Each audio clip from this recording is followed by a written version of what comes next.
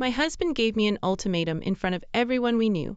He said it the way men like him say things, leaning back in his chair, drink in hand, the smile of someone who has already decided how the next 5 seconds will go.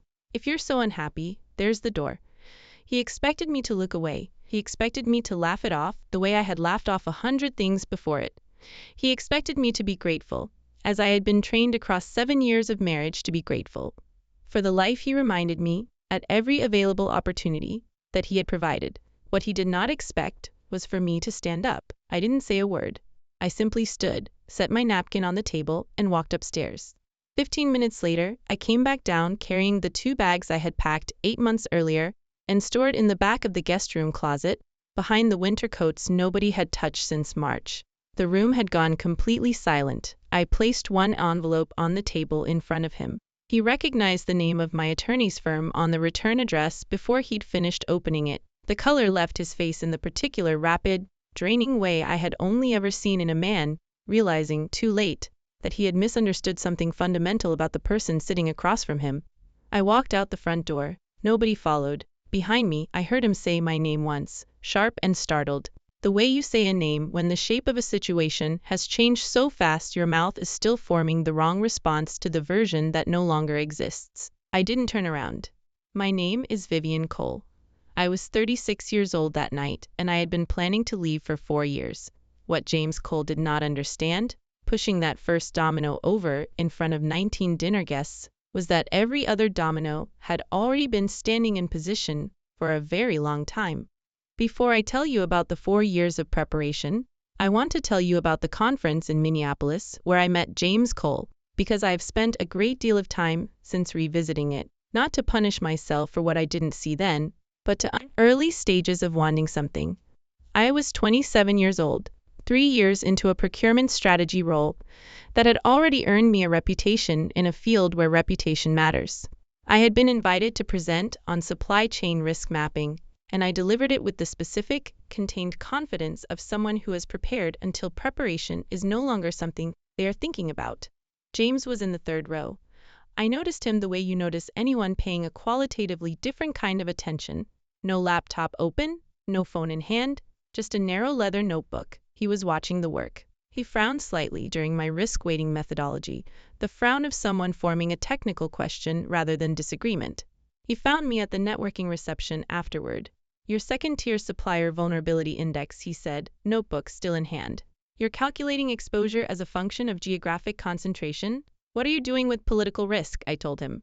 He asked 3 more questions, each one demonstrating he had understood the presentation well enough to find its actual edges, which is rarer than you'd expect in a room full of professionals in the same field. At the end of it, he said, with a directness I found refreshing at 27 and have since learned to read more carefully, I'd like to continue this conversation. Do you have time for dinner? I had time. We had dinner. And the version of James Cole who appeared at that dinner table, curious, specific, genuinely engaged with what I said rather than waiting for his turn to speak, was the version of James Cole I agreed to marry 2 years later. The important thing to understand about a man like James is that he is not performing in the beginning. He genuinely possesses the intelligence, the attention, the capacity for interest. The problem is not that he fakes these qualities. The problem is what he does with them once he is certain the thing he has been paying attention to belongs to him. A man who pays close attention to something he is trying to acquire does not necessarily pay the same kind of attention to something he already has. James Cole was very good at acquisition. He was considerably less good at what comes after. I did not understand the difference at 27. I do now. The years between our wedding and the moment something went permanently quiet inside me were not years of obvious unhappiness. James was not cruel, not violent, not the kind of problem that is easy to name and therefore easy to leave. He did something quieter and in many ways more thorough. He made me smaller by making me comfortable. He made me comfortable by removing friction. He removed friction by solving, one by one, the practical problems of my life. The commute, the erratic consulting schedule, the financial pressure of building a client base independently, until the life he had built for us was genuinely easier than anything I could have built alone at that point in my career. And I was living inside a comfort that had been so thoughtfully constructed that I did not notice, for a long time, that it had also been constructed to require his continued presence. The consulting travel was the first thing to go. He was not wrong that the travel was disruptive.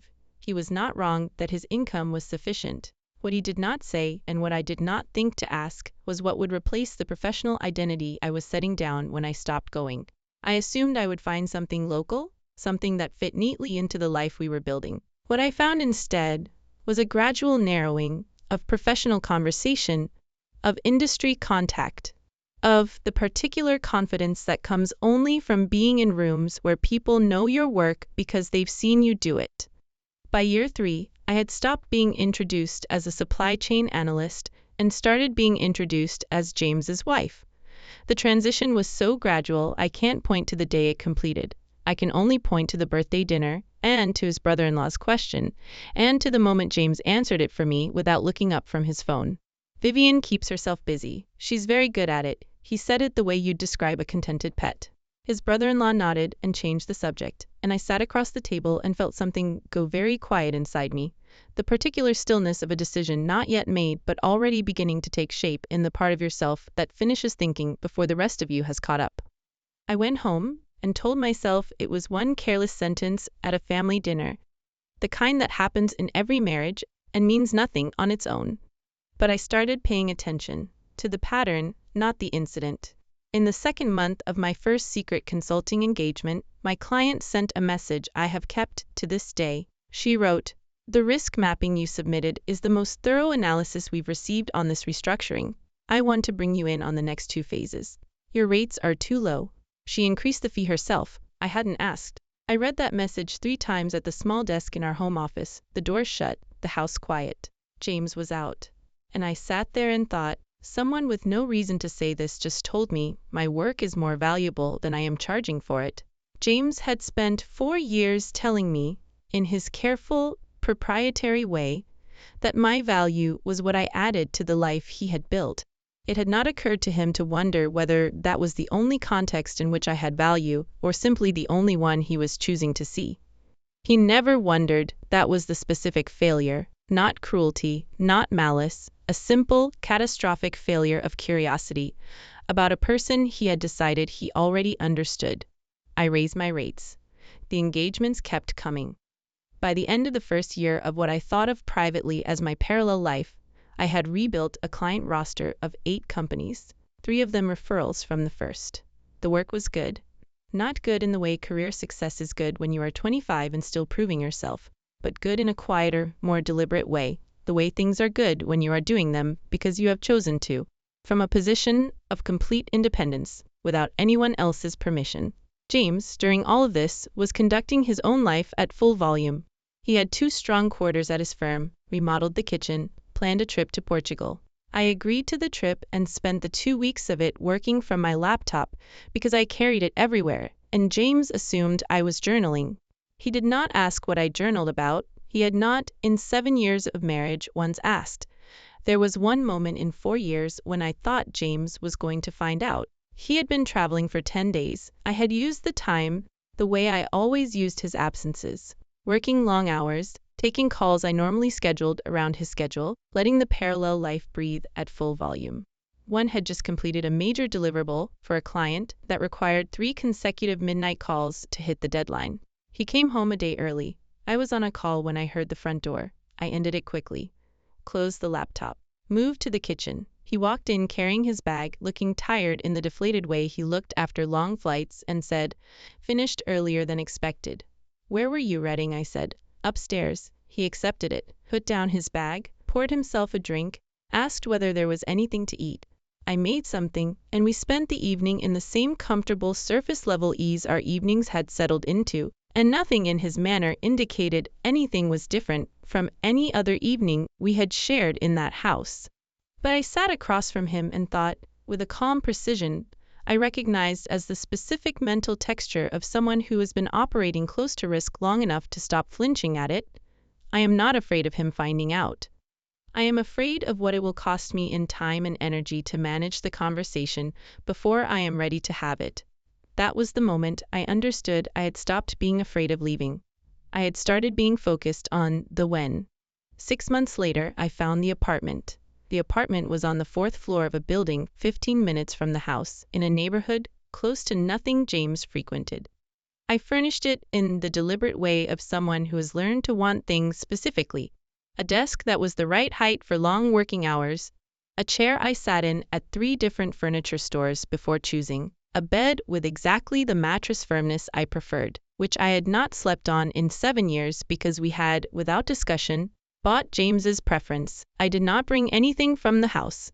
There was nothing there that felt like mine in the way I needed things to feel mine, chosen entirely by me, belonging entirely to me, answerable to no one's taste or assumption of ownership. I remember signing the lease with a clarity I don't bring to many other afternoons from those years. The building manager was a practical, incurious woman who asked no questions beyond what the application required, and I sat across her desk with my own credit history, my own employment records, my own bank statements, a parallel life that James had never once looked closely enough to find, and I signed my own name in full at the bottom of the document and felt, for the first time in longer than I could readily place, like a person who occupied physical space on her own authority. I drove home and made dinner, and James asked how my day had been, and I told him I'd run some errands and done some reading, true enough in both the literal and the important senses. And he nodded and told me about a difficult client meeting, and we passed the evening in the comfortable, surface-level ease of two people who have stopped really seeing each other but have not yet admitted it. And I sat across from him and thought, 6 more months. The packed bags went into the guest room closet 11 months before the dinner party, because I had learned, watching James enough years, that a man who gives ultimatums at dinner parties tends to do so after his second drink, and preparation that waits for the moment of crisis arrives too late. I was not going to arrive too late. I also quietly had my professional certifications recertified, reactivated memberships with 2 industry associations I had let lapse after marriage, and rebuilt a professional profile that documented 6 years of pre-marriage work and 4 years of consulting under my own name. Because a woman leaving a marriage after 7 years needs to be able to account for herself as more than someone's wife, and I had no intention of leaving that particular gap for anyone to fill with a characterization that served them rather than me. I want to tell you about my friend Diana, because leaving her out has always felt like a small injustice. Diana Marsh and I had been close since the year before I met James. A former colleague with a dry intelligence and a directness I had always appreciated because it was never weaponized, only honest. When I married James, she was polite about him, the way genuinely perceptive people are polite about someone they are not certain about, warmly, carefully, without saying the specific thing she was thinking. 3 years into my marriage, Diana said over lunch, "You seem very well settled." It was not a compliment, not exactly. It was a question disguised as an observation, offered in a form I could ignore if I wasn't ready to receive it. I was not ready. I changed the subject. Diana let it go, because she's the kind of person who plants seeds and then waits without making the waiting obvious. 2 years later, I told her something I had told no one. I was working again, privately, and thinking about the future in a way that was different from before. She put down her fork and looked at me with the directness she had always had, and said, "What do you need from me?" Not what happened, not are you leaving him, just, what do you need? I told her I needed a person who knew, someone outside the marital architecture who could serve as a reference point, someone I could call on the other side of the door, once I had walked through it. She said, "You've had me for that for years. You just had to ask." I drove home afterward and sat in the driveway for longer than I needed to, thinking about all the years I had told Diana I was fine, and how she had waited without making the waiting a demand, and how quietly extraordinary it is to have someone in your life who offers you exactly what you need in exactly the moment you are ready to receive it. Diana was the first person I called when I walked out of the dinner party. She picked up on the second ring. "I've been expecting you," she said, which was exactly the right thing to say. In the 2 weeks before the party, I did 5 things. I verified that the divorce petition was complete and ready to be filed the following morning. I moved the 2 packed bags to their final position in the guest room closet, positioned so I could retrieve them in under 2 minutes without opening any drawer or making a sound that would carry downstairs. I transferred 3 months of living expenses into the account linked to the apartment. I called my attorney and told her to be available regardless of the hour the next day. And I had one last dinner with Diana at the small Italian restaurant we had been going to for a decade. We talked about everything except what we were both thinking about. At the end of dinner, she held my hand across the table for a moment and said nothing, which was the only thing left to say. I drove home. I slept well. I had expected the nights before the end to be full of anxiety, of doubt, of the wide-awake dread of someone standing at the edge of a large change. What I found instead was a very deep, simple calm, the calm of someone who has finished the work and is waiting, without urgency, for the outcome it was designed to produce. James was in excellent spirits. He wore the charcoal suit, poured himself a drink before the guests arrived, and stood in the kitchen with the satisfied ease of a man who owns the space around him and finds it entirely adequate to his requirements. 18 guests, catered. The partners from his firm and their spouses. The kind of evening James built his reputation on. A controlled environment in which he was reliably at his most comfortable and most careless. I wore a blue dress I had bought specifically for the occasion, not for the dinner party. For the exit, I had tried it on in the apartment 3 weeks earlier and thought, this is what I will be wearing when I leave. I wanted to remember it cleanly. The early part of the evening was exactly what I had expected. James moved through the room with practiced ease, finding each person's frequency and meeting them there, making every guest feel, for the duration of the conversation, like the one he had really been wanting to talk to. I watched him with the specific attention I had been bringing to James for 4 years. Not the attention of a wife watching her husband, but the attention of a woman who has studied a system long enough to know exactly where its failure points are, and who is waiting with complete patience for pressure to reach one. He made the joke at the end of the main course. It had been a version of the same joke for years. Vivian couldn't find her own keys without me, told fondly, with the laugh already built in, the room primed to receive it the way it always had, warmly and without examination. This time, I did not smile. The room noticed. James noticed first. Something wrong, Vivian? I looked at him across the table, across the width of 7 years, and the very specific distance that had grown between us without his ever seeming to register it was there. Nothing's wrong, I said. He held my gaze a moment too long, trying to read something he'd stopped bothering to learn how to read years ago. Good, he said. And then, because he had drunk enough to be careless, and because the room was watching, and because men like James do not know how to leave a thing alone when they sense it pulling away from them, because if you're unhappy, there's the door. He smiled when he said it. He genuinely believed the smile would land the way it always had. A release of tension, the room laughing along, Vivian finding her composure, and returning to the version of the evening everyone expected. He believed it, right up until I stood up.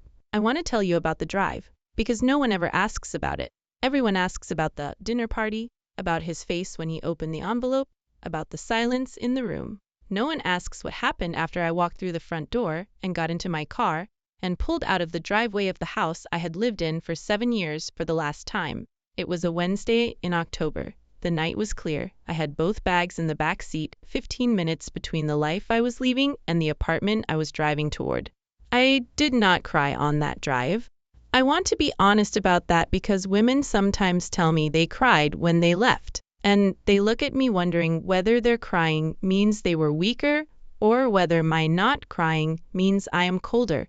Neither. I did not cry because I had been doing the grief of that marriage, quietly and incrementally, in the dark, for 4 years. I was not arriving at the grief the night I left. I was arriving at the end of it. I pulled into the parking structure beneath my building and sat in the car for a moment, in the particular quiet of concrete and fluorescent light and no one watching, and I thought, I am 36 years old, and I am exactly where I decided I would be, and I did it myself, and no one is coming to tell me what to do next. Then, I took my bags upstairs. The apartment was exactly as I had left it. The small desk lamp had come on at 9. The room was warm and quiet and entirely mine, and I put down my bags and stood in the center of my own living room and breathed. Diana called at 11:45. We talked for an hour. I went to sleep at 1 in the morning in a bed that was the right firmness, in a room that was entirely mine, and slept without interruption until 7 the next morning. It was the best night's sleep I had had in years. My phone was full of messages. Friends expressing shock. His sister asking if I was all right. 3 of his business partners, notably quiet, and James himself, twice. The first message composed and reasonable, asking that we talk, framing what had happened as a misunderstanding. The second, sent 4 hours after I hadn't answered the first, shorter and sharper, with the particular tone of a man who has begun to suspect that the situation is not what he assumed it was. I didn't respond to either of them. The attorney handling the divorce had been retained 14 months earlier. The asset analysis had been prepared and reviewed 6 months after that. The documentation of my own separate income and assets across the previous 4 years, meticulously kept, carefully organized, existing entirely outside the marital finances James had always assumed were the whole picture, was filed alongside the divorce petition before he had retained his own attorney. Some of the responses surprised me with warmth. His sister called twice, and the second call was not concern. It was the careful, somewhat stunned honesty of a woman whose brother's behavior she had been rationalizing for decades. I thanked her and told her there was nothing she could do, and we did not speak again after the divorce finalized. It was a loss I grieved without regretting. Some surprised me with judgment. A woman named Sandra, who had been at the dinner party, who I had considered a close friend, called the following week and used the word dramatic twice in the first 3 minutes. Sandra had an investment in the stability of the social world around her, and my leaving disrupted it in a way she found personally threatening. The call ended with her hoping I would reconsider. I told her, with a measured kindness that is always more effective than anger in those conversations, that I had considered it thoroughly and thoroughly decided. What I missed in the weeks that followed was not specific people, but the particular ease of having a settled, legible identity within a group, the comfort of being known, even as a performance. Leaving that required standing in a temporarily uncomfortable openness, unreadable to a social world that had organized itself around a version of me that no longer existed, and holding steady in that openness long enough for the real thing to become legible to the people worth being legible to. It took about 3 months before the social vertigo settled. What I was left with was smaller, quieter, and considerably more real. James Cole did not fall apart suddenly. He fell apart the way structures fall apart, when the thing they were built around is quietly removed, gradually, and then in a few specific moments, all at once. His attorney spent 7 months arguing that my separate business income should be considered a marital asset, which would have been a considerably stronger argument if I had not been able to demonstrate in full documentary detail that I had developed it entirely from my own premarital professional history, funded from my own separate accounts, and operated independently of anything connected to our joint finances. I had been a supply chain analyst for 6 years before I met James Cole. I understood exactly how a well-structured system protects itself. What I heard through the channels such information travels during a divorce was that James was not sleeping well, that the dinner parties had stopped, that his telling of the marriage kept shifting. First, I had been unhappy in ways he hadn't understood. Then he had tried everything to help me. Then I had left in a way that was fundamentally unfair. The story changed each time, and what it kept changing around was the same unanswered question. How had he not known? Not the divorce itself, not the legal proceedings or the asset division.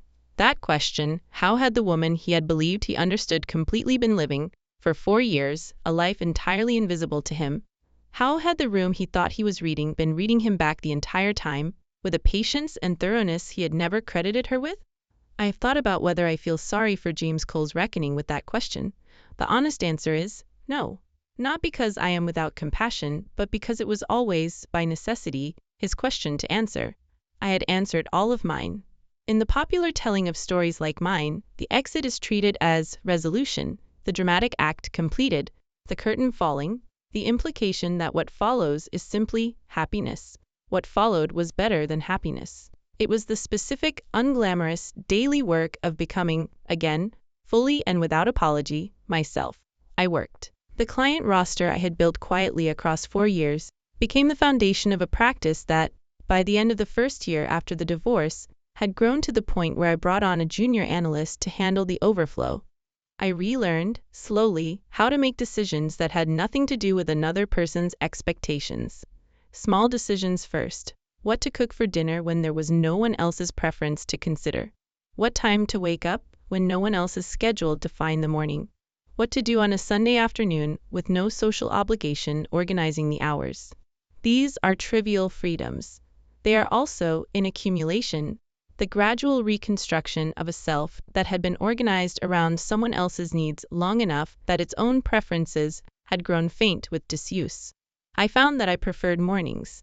that I had always preferred mornings and had across 7 years quietly arranged myself around James's preference for late evenings and late mornings without ever consciously deciding to. In the apartment, I woke at 6 and worked for 3 hours before most of my clients were at their desks. And those 3 hours became the part of my day I protected most fiercely. The quiet, productive, entirely self-directed hours that reminded me every morning what it felt like to be a person living on her own authority. I also made mistakes. I trusted the wrong person with too much of the story early on and spent 3 weeks managing the social consequences. I took on a client whose expectations I had not defined clearly enough and had a difficult conversation about scope that I handled imperfectly the first time. I spent 2 weekends in the spring feeling an unexpected, formless sadness I didn't know what to do with. I took it to a therapist who described it accurately as grief, not for James, not for the marriage, but for the years, for the version of myself I had allowed to go fallow, for the simple, real cost of rebuilding something that should not have needed rebuilding at all. Grief, she said, is not always about loss. Sometimes it is about waste. I cried at that session, the specific, overdue tears of a woman who had spent 4 years being very efficient and had, at last, given herself permission to feel the full size of what the efficiency was in service of. People ask me, sometimes, when I tell this story, whether I'm angry. The truth is that anger was what the first year of quietly understanding what was happening cost me. The anger of a woman who had allowed herself to be gradually, pleasantly, entirely convincingly convinced that her professional competence was a hobby and her independence was a preference she didn't really need. That anger was real and useful, and I spent it the only productive way I've ever found, building something no one could take from me and leaving the moment the door was offered, and not once looking back to see whether he understood what had just happened. He understood it eventually. Most of them do. But I want to be careful about one framing this story sometimes receives, that it is a triumph of strategy over emotion.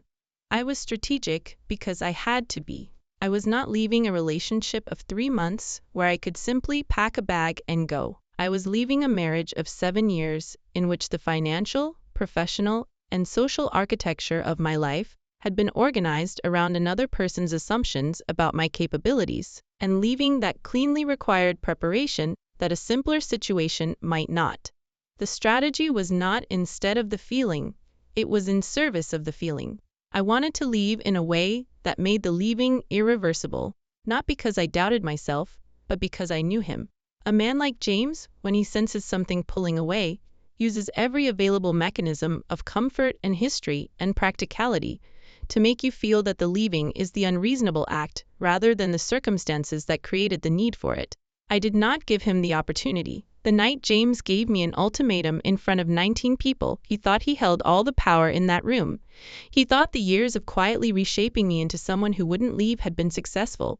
What he hadn't accounted for was that silence is not the same as acceptance, and patience is not the same as dependence, and a woman who has spent 4 years preparing to walk out a door will not need very long to find it once it's been pointed out to her. He pushed the first domino. He had no idea how many were already standing. 2 years after the dinner party, I am sitting at the desk in the apartment, a larger one now, also entirely mine, on a Tuesday morning at 6:45, in the 3 hours I protect before my clients wake up. The practice is doing well. Diana is coming for dinner on Friday. The junior analyst I hired is better than I expected, and I have been thinking about bringing on a second.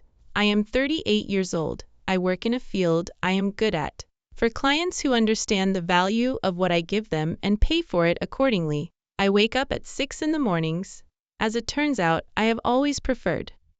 I make my own decisions about what to cook and how to spend Sunday afternoons, and which mattress to sleep on, and these decisions feel exactly the way they should, like mine.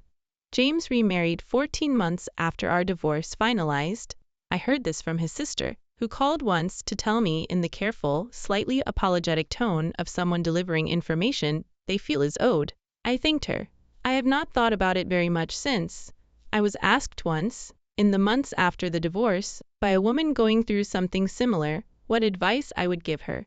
She was in an earlier stage than I had been, still inside the question of whether to stay, measuring the gap between who she was inside the marriage and who she believed she could be outside it. I thought about it before answering, because I am not in the habit of offering advice that hasn't been earned by the work of figuring it out.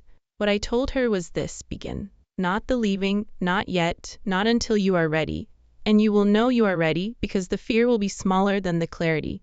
But begin the preparation. Begin claiming, quietly and on your own authority, the parts of your life that belong to you. Your professional history, your financial independence, your understanding of your own capabilities, not filtered through someone else's convenience. Begin in the small ways: a skill recertified, an account opened, an afternoon spent doing work that reminds you that you are more than the role you have been performing. The door will come. Doors like that always come, eventually, when someone has underestimated you long enough and has had enough to drink. Be ready when it opens. You won't need very long to walk through it.